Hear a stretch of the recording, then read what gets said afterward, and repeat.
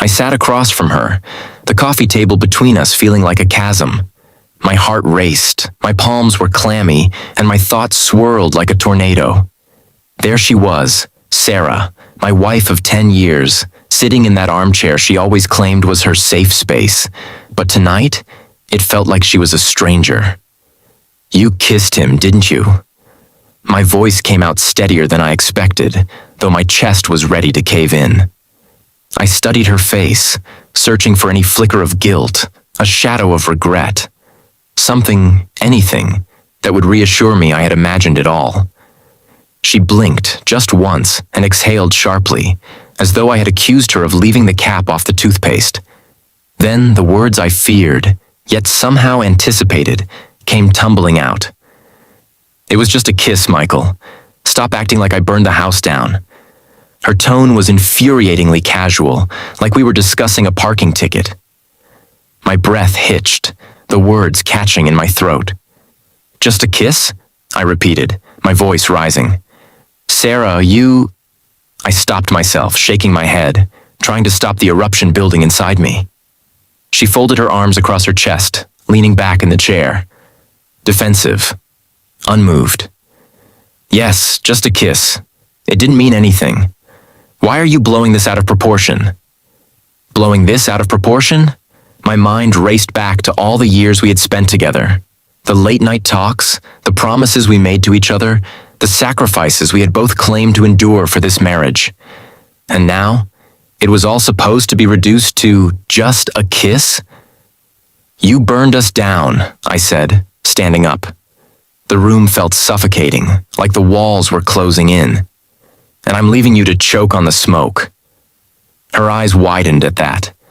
She wasn't expecting me to leave. She thought this was one of those fights where I'd storm off to the bedroom and we'd pretend nothing happened by morning. "Michael, don't be ridiculous," she said, her voice sharper now. "You're overreacting."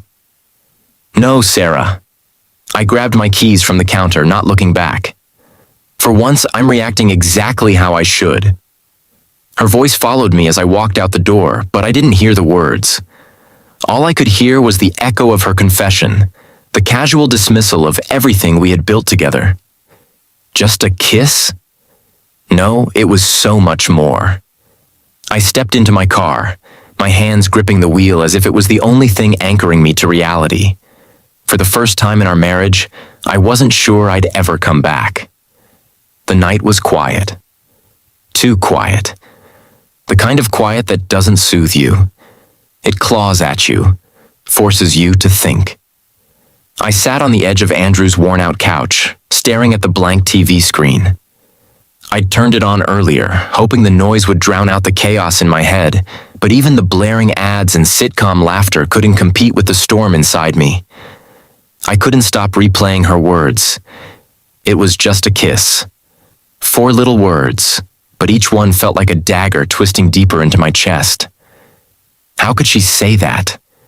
How could she reduce what we had to something so insignificant? My mind wandered back to the beginning, back to when Sarah and I were unstoppable. I thought about the first time I saw her, how her laugh had drawn me in before I even saw her face. I thought about our wedding day, how she looked at me like I was the only man in the world.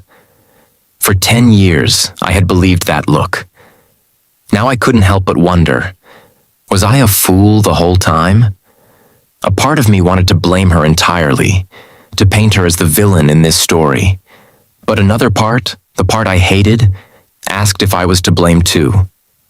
Had I missed the signs? The late nights she spent at work, the way she'd been distant lately, the subtle shifts in her tone when she talked about that coworker, Nathan.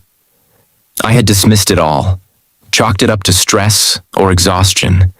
Was I blind or just in denial? Andrew walked into the room, his footsteps breaking the silence. "You okay, man?" he asked, handing me a glass of water. I didn't answer right away. I didn't know how to answer. Was I okay? No, I wasn't. But was I falling apart? Not yet. I took the glass and nodded, more to get him to stop asking questions than anything else. When he went back to his room, I leaned forward, resting my elbows on my knees. I felt empty. The anger was still there, bubbling beneath the surface, but now it was tangled with something else, something heavier. Guilt. Had I been the husband I promised to be? I worked long hours, came home tired, and didn't always notice when she needed me. Had I left gaps in our marriage that someone like Nathan could slip into? I shook my head, trying to push those thoughts away. This wasn't my fault. She made the choice. She crossed the line. But even as I told myself that, the doubt lingered, like an unwelcome guest refusing to leave. The night dragged on, each minute feeling like an hour. Sleep wasn't an option.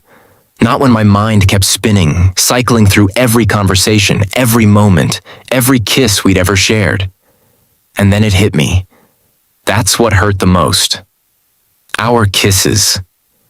They used to mean something. Intimacy, trust, love. Now they were tainted. I couldn't picture her kissing me without wondering if she thought about him. The glass slipped from my hand and hit the floor with a dull thud. Water spilled across the carpet, but I didn't move to clean it. I just sat there, staring at the mess, feeling like it was a reflection of my life. Broken. Maybe I was overthinking it, but one thing was clear. I couldn't stay in this limbo. I had to figure out what came next. And I wasn't sure if Sarah was part of that future. Sitting in the lawyer's office was surreal. The faint hum of the air conditioner, the soft clicking of a keyboard from the assistant in the next room. It all felt so mundane compared to the storm raging inside me. Divorce. The word felt heavy, foreign. I'd never thought I'd be here, not with Sarah. But then again, I'd never thought she'd kiss another man and act like it was nothing. The lawyer, Mr. Chambers, was a calm man with a practiced air of professionalism. He adjusted his glasses and glanced at the papers I'd hastily signed, his pen tapping softly on the desk. "We'll need to start with a financial assessment," he said, his voice measured, almost indifferent. "Marital assets, joint accounts, liabilities, all of it." Liabilities. The word barely registered at first, but then he started listing numbers. Numbers that didn't make sense. "Wait," I interrupted, leaning forward in the stiff leather chair. "What did you just say? Loans?" Mr. Chambers adjusted his glasses again, as if bracing for my reaction. "Yes, several loans were taken out under both your names. Significant ones." He slid a document across the desk, pointing to my signature at the bottom of the page. Except, it wasn't mine. What the hell is this? My voice came out sharper than I intended, but I didn't care. I didn't sign this. I never approved this. His expression didn't change. "These are official documents. The loans were approved 2 years ago. Are you saying you were unaware of them?" 2 years ago. 2 years. I clenched my fists, my mind racing. Sarah. It had to be her. But why? What could she possibly need that much money for? I grabbed the document, scanning the numbers, the dates. Medical expenses. Number home renovations. Number. It was a mix of vague terms and vague purposes. My pulse quickened as I tried to piece it together. "Mr. Chambers," I said, my voice low and controlled, "how do I prove that I didn't sign this?" He gave a small nod, his expression softening slightly. "Forgery investigations are possible, but in marital situations, it often comes down to trust. Do you believe your spouse would—" His words trailed off, but I knew what he was implying. Did I believe Sarah would do this? I didn't want to. I didn't want to think she'd not only betray me with a kiss, but also drag my name into financial chaos without even telling me. But the numbers on the paper, the dates, they didn't lie. As I left the office, papers clutched tightly in my hand. My mind was a whirlwind. The kiss, the lies, the distance between us over the past couple of years. It all felt connected now, like pieces of a puzzle I didn't want to solve. By the time I reached my car, anger had taken over. This wasn't just betrayal. This was deception. Sarah hadn't just kissed another man. She'd jeopardized our entire life together. I sat in the driver's seat, gripping the steering wheel so tightly my knuckles turned white. How many lies were hidden beneath the surface of our marriage? And how much of it was real? I thought I was just grieving a broken heart. Now I realized I might be grieving a broken life. When the doorbell rang, I wasn't expecting it to be Emily. I opened the door, and there she was, standing on the porch with a tight-lipped expression and her arms crossed, as if she'd been rehearsing this confrontation in her head. Sarah's sister, my sister-in-law, the one who had always seemed to tolerate me more than like me. "Michael," she said, stepping inside before I could even invite her in. "We need to talk." I sighed, closing the door behind her. "Emily, if this is about Sarah—" "It is," she interrupted, spinning around to face me. "Look, I know things are bad right now, but Sarah's a mess. She's not eating, she's barely sleeping, and she won't stop crying. I'm worried about her." I leaned against the wall, arms folded, trying to keep my voice even. "She wasn't crying when she kissed another man, was she?" Emily flinched but recovered quickly. "She made a mistake, Michael. People make mistakes." "Is that what she told you?" I asked, narrowing my eyes. "That it was just a mistake? A little accident she tripped and fell into?" Her lips tightened. "She told me everything. She knows she messed up and she's sorry. But you're not perfect either, Michael. Let's not pretend this is all her fault." That hit a nerve. "Excuse me?" "You heard me," she said, her voice sharper now. "You think you're blameless in this? Sarah feels like you've been checked out for years. Always working late, always distracted. She needed someone to notice her, and when you didn't, Nathan did." I felt my jaw tighten, the words stinging more than I wanted to admit. Was there truth in what she was saying? Maybe, but it didn't justify what Sarah had done. "So what?" I said, shaking my head. "This is my fault? She kisses someone else, and I'm the one to blame?" "No," Emily admitted, her tone softening. "But you can't just walk away without trying to fix it. You're her husband. If you love her, you fight for her." I laughed bitterly.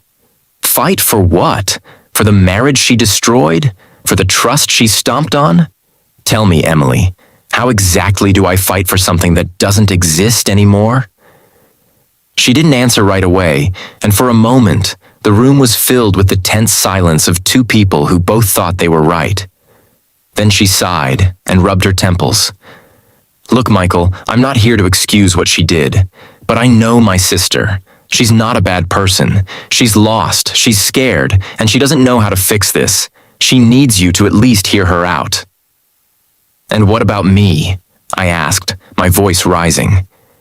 "Do I get to be lost and scared too, or is this just about her feelings?" Emily's gaze softened, and for the first time, she looked less like the fierce protector of her sister, and more like someone genuinely trying to help. "You both deserve to be heard," she said quietly. "I just don't want to see you throw away 10 years without giving it a real chance." I shook my head, walking past her to the kitchen, needing space to breathe. She didn't follow, but her words lingered like an unwelcome guest. Was she right? Had I checked out? Had I left Sarah vulnerable to someone like Nathan without even realizing it? The questions gnawed at me, but they didn't change the facts. When Emily finally left, she looked back at me with something between hope and pity. "Think about it, Michael," she said. "You don't have to forgive her, but don't let anger be the only thing driving your decisions."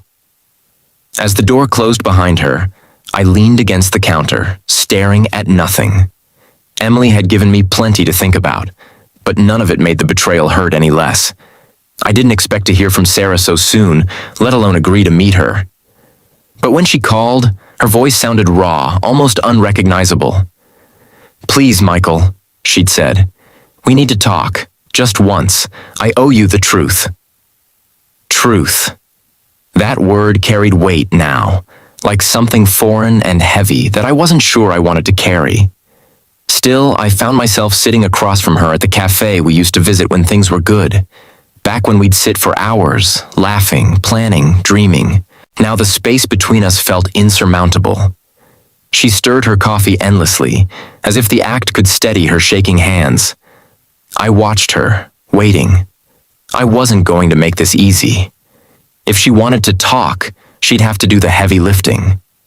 Finally, she sighed and looked up at me. Michael, I know you think the kiss was the start of everything falling apart, but it wasn't. It's more complicated than that. I narrowed my eyes. Complicated? You mean there's more? My voice was sharp, even to my ears. Her face fell, but she didn't flinch. No, there's nothing more with Nathan. That's over. But the truth is, I kissed him because I was angry. Hurt? I repeated, leaning back. What, Sarah? What could I have possibly done to make you the victim in this? She hesitated, her fingers tightening around the cup. I thought you were having an affair. I blinked, stunned into silence. Of all the excuses, this was the last thing I expected. What? You were so distant, Michael, she said, her voice trembling now. You were always working late, always distracted. And then there was her. Her? I frowned, genuinely confused. Your coworker, she said. Emily told me she saw the way she looked at you at that company dinner, and you never mentioned her, not once, even when I asked about your day. I started thinking, maybe there was something going on. I stared at her, the weight of her accusation settling in. You thought I was having an affair, I said slowly, my voice low. So, you decided to kiss someone else? That was your solution? No, she said quickly, tears welling in her eyes. It wasn't like that. I wasn't trying to get back at you. I was just, I don't know. I was lonely, Michael. I felt invisible. Invisible? My laugh was bitter, hollow. You were never invisible to me, Sarah. I worked late because I wanted to build a future for us. For you. And you thought that meant I was sneaking around? I didn't want to believe it, she said, her voice breaking. But the doubt, it consumed me. And Nathan was just there. He noticed me.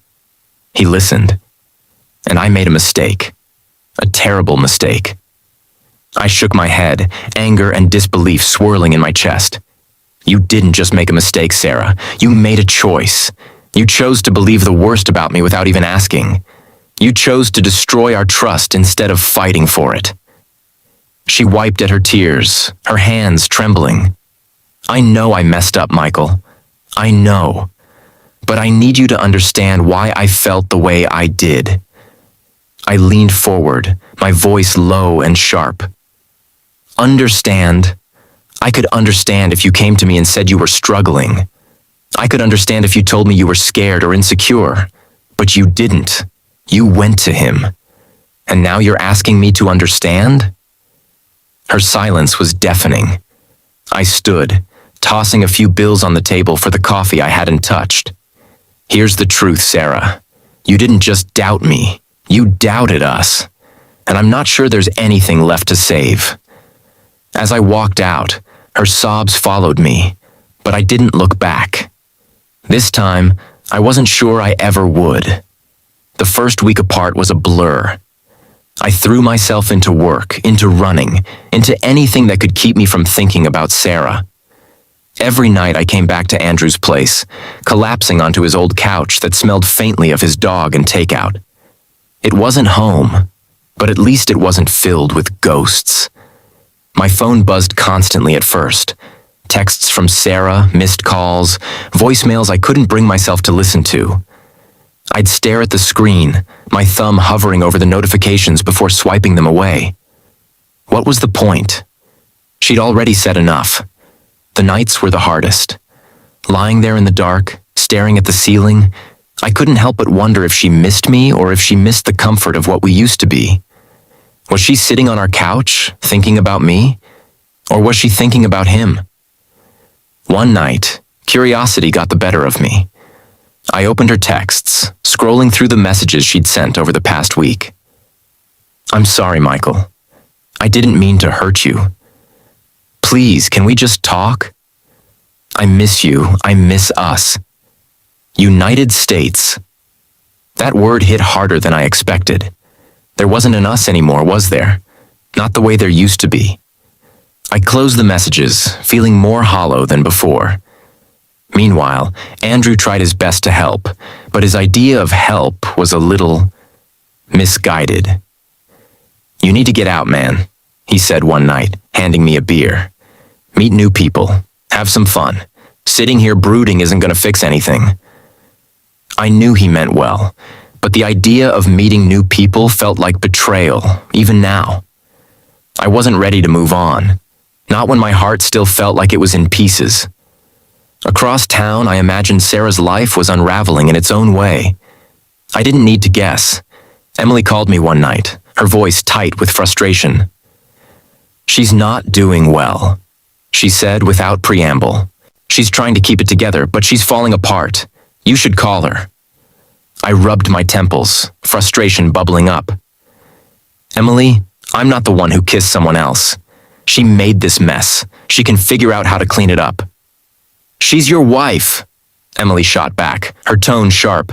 You can't just abandon her. She abandoned me first, I said, my voice rising.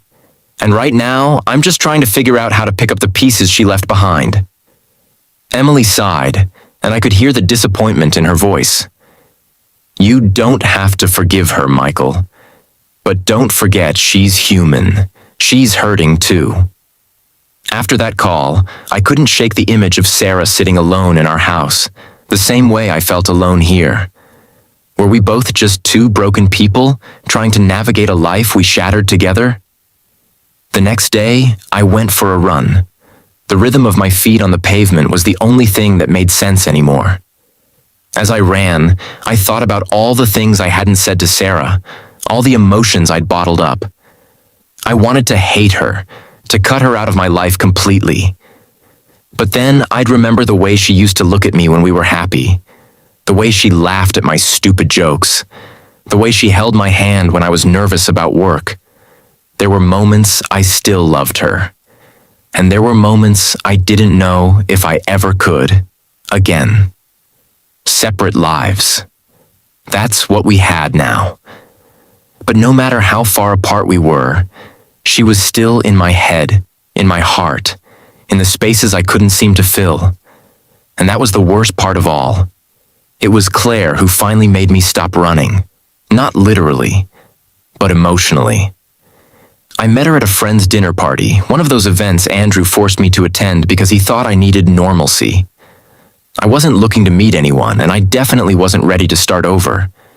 But there she was, bright, warm, and unassuming, with a smile that somehow made the room feel lighter. We talked briefly at first, mostly polite small talk about work, hobbies, the weather. I figured she'd forget me the second the night ended, but she didn't. Over the next few weeks, she showed up in my life in small, unexpected ways.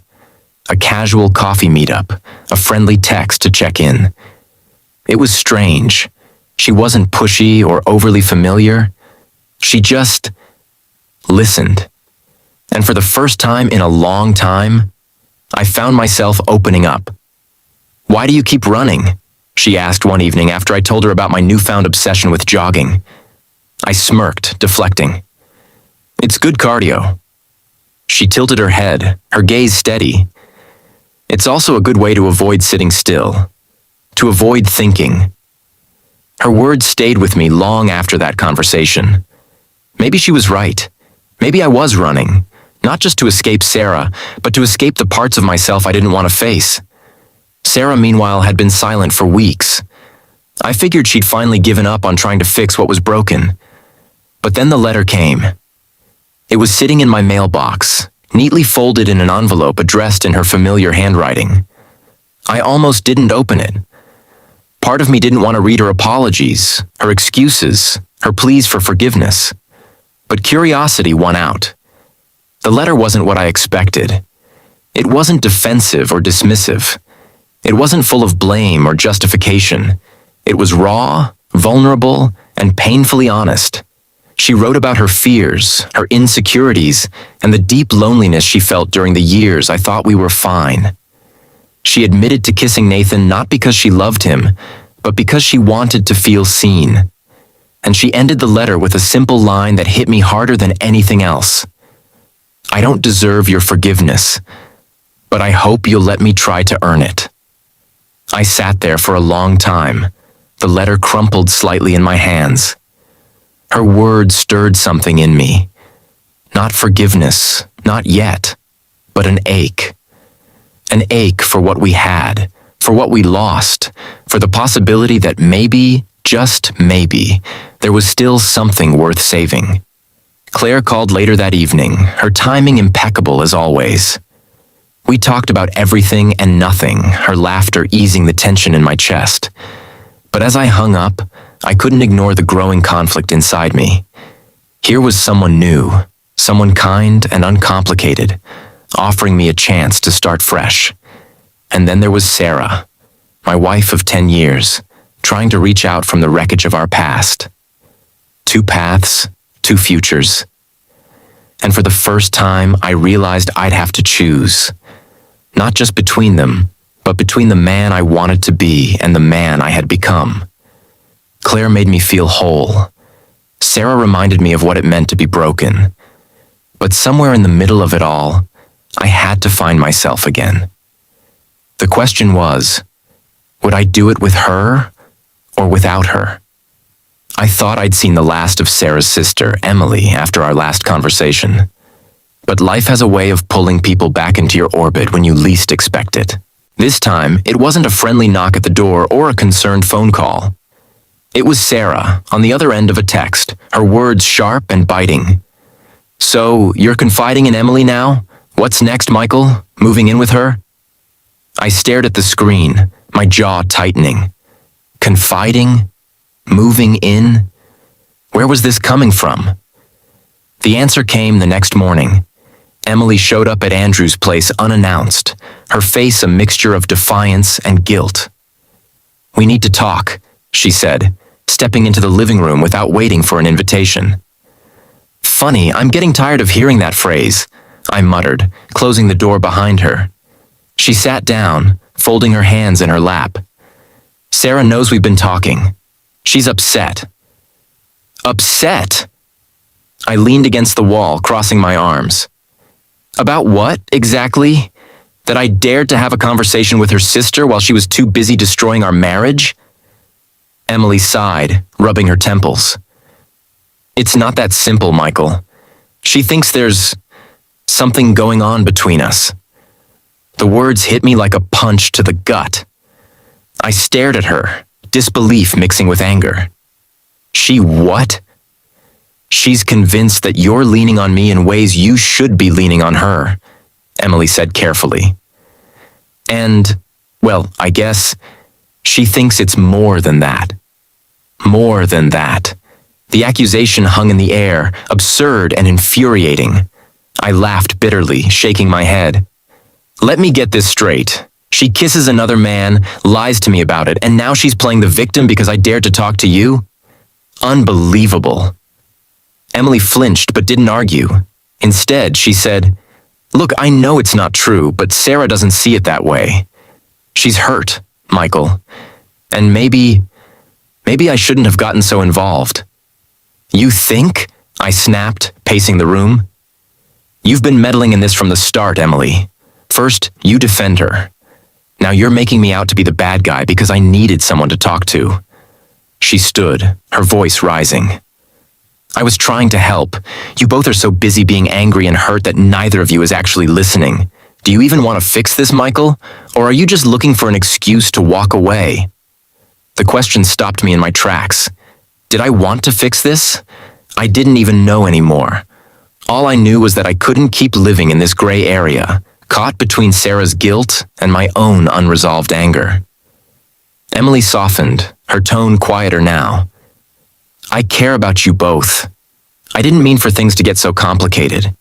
But maybe you need to figure out what you want before you let this spiral any further." As she left, her words echoed in my mind. What did I want? Forgiveness? Closure? Or a clean break from the mess we'd made of our lives? That evening, I sat alone, the weight of Sarah's accusation pressing down on me. It wasn't just about Emily. It was about trust, how fragile it was, how easily it could be shattered. And in that moment, I realized something. It wasn't just Sarah who doubted me. I was starting to doubt myself. When Sarah asked to meet one last time, I almost said no. I'd been living in this limbo for so long, between anger, guilt, and the faintest flicker of hope, that the thought of sitting across from her again felt like reopening a wound that was only beginning to scar. But something in her voice stopped me. It wasn't the Sarah who dismissed her actions as just a kiss. It wasn't even the Sarah who wrote that heartbreaking letter. It was someone else entirely, raw, broken, and pleading. We agreed to meet at a quiet park, away from the noise and prying eyes. I arrived first, sitting on a bench beneath a sprawling oak tree. The air was crisp, and the distant laughter of children felt like a cruel contrast to the heaviness in my chest. When she arrived, she looked different. Tired, vulnerable. There was no makeup to hide the bags under her eyes, no polished facade. Just Sarah. Thanks for coming, she said softly, sitting down a few feet away from me. I nodded, not trusting myself to speak just yet. She took a deep breath, wringing her hands together. I know you probably don't want to be here, and I know I'm the last person you want to hear from right now, but I need to say this. All of it. I leaned back, crossing my arms. Go ahead, I'm listening. She hesitated, her eyes fixed on the ground. I've been doing a lot of thinking about us, about what I did, and I hate myself for it, Michael.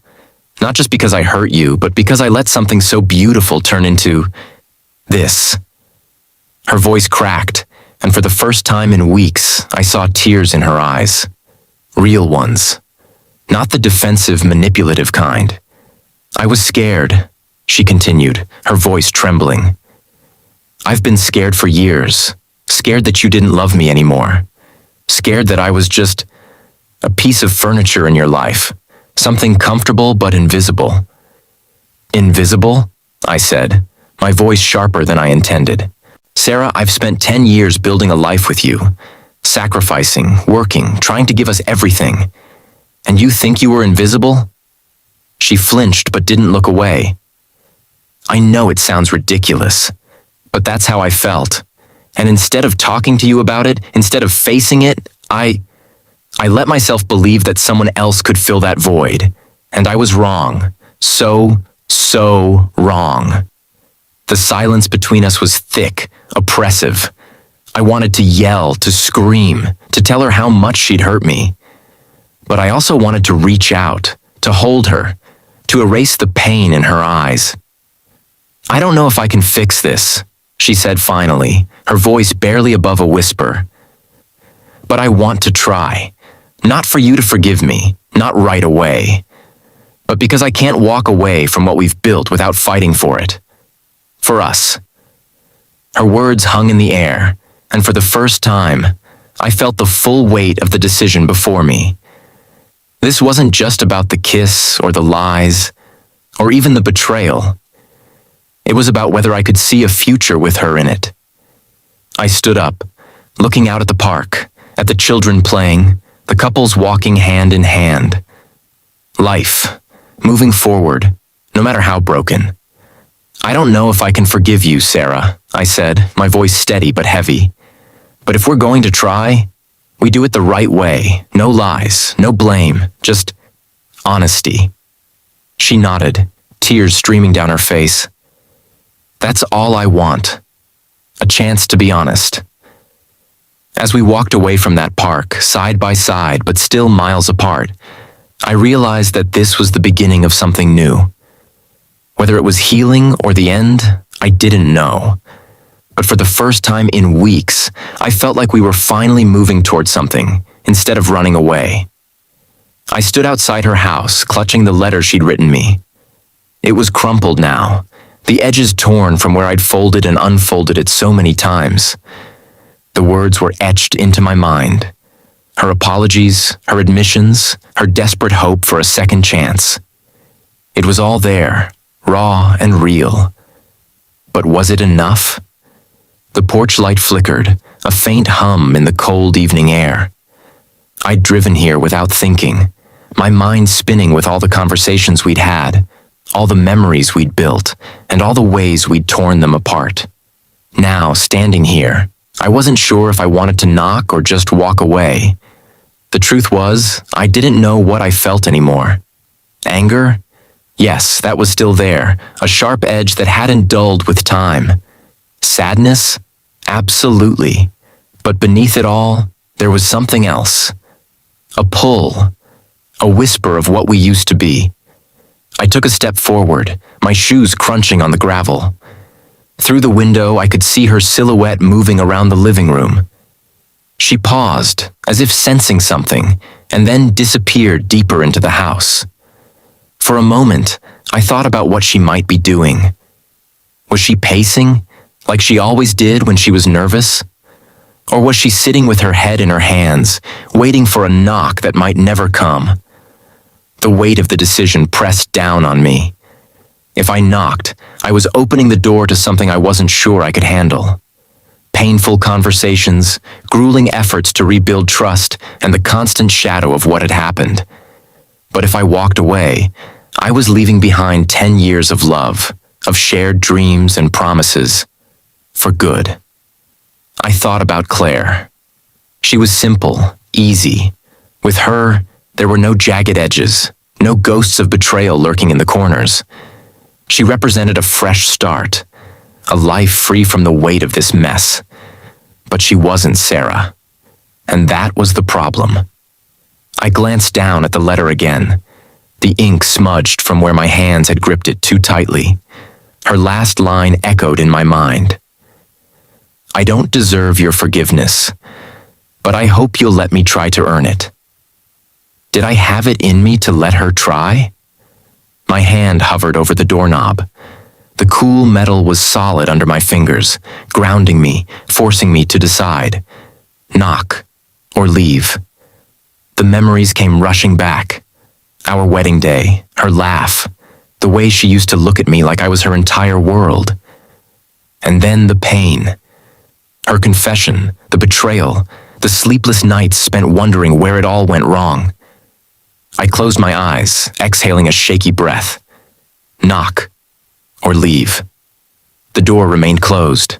My hand dropped to my side. I turned and walked back to my car, every step feeling like it weighed 1,000 pounds. But then I stopped. Halfway down the driveway, I turned back, looking at the house one last time. The light in the living room flickered again, and for a brief moment, I thought I saw her shadow near the window. I hesitated. Knock or leave. And that's where I stayed, caught in the space between past and future, love and loss, forgiveness and finality. The choice was mine to make. But in that moment, I didn't know if I could. I